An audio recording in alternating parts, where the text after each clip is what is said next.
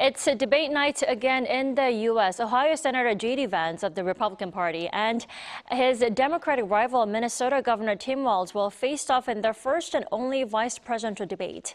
Let's turn to Jessica Stone from Voice of America. Hello there, Jessica. Hey, good evening. So how important is this vice presidential debate following the presidential debate? I mean, what does this vice presidential debate matter in the first place?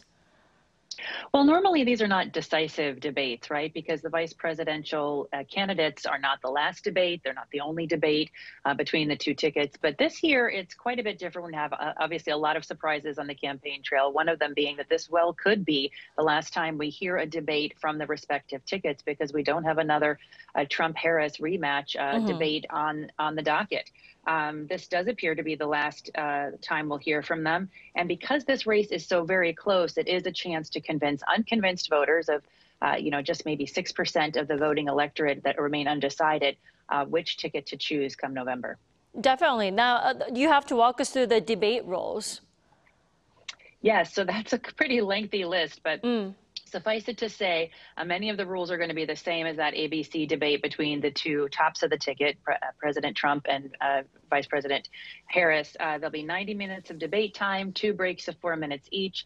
This time, though, these two candidates are going to be standing for the first time since 2008. They've traditionally been sitting, so that's a break from tradition. Right. Each candidate will get 2 minutes to answer and then 2 minutes to reply to the opponent.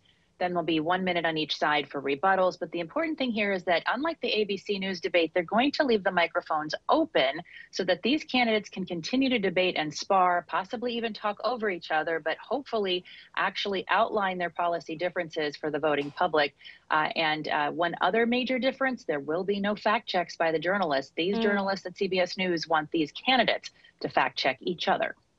You know, it's a big night for both of the parties and for both of the candidates. How are Vance and Walz preparing for the debate tonight?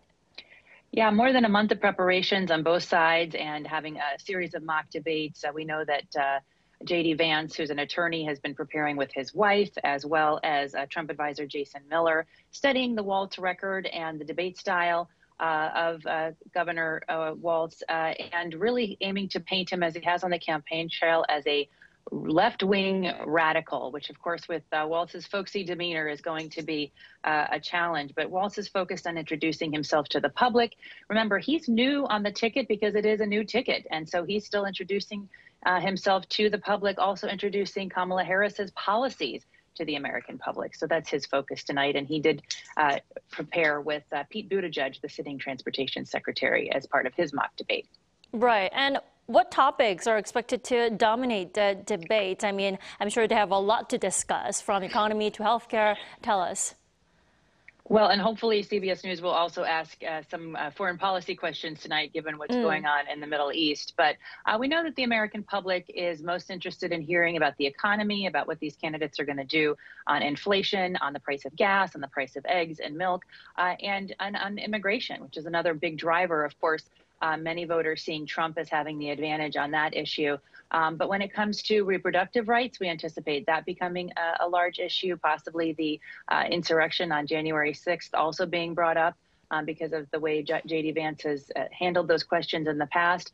It very well may be the case that they start the evening with the biggest foreign policy news, what's going on between Iran and Israel tonight. And who's leading the latest polls, Trump or Harris? I mean, will the aftermath of the debate tonight be a game changer in the Trump-Harris race? You know, I think that's the question we're all waiting to answer based on the polling and even the polling in real time that is usually conducted during these debates where voters watch and they react with, these little switches. Right. Harris is definitely leading in the national polls by somewhere between 1 and 6 points. It is tighter, though, between these two candidates in those swing states, which will decide the election. So we're watching places like Georgia, North Carolina, where Trump is slightly ahead of Harris. But in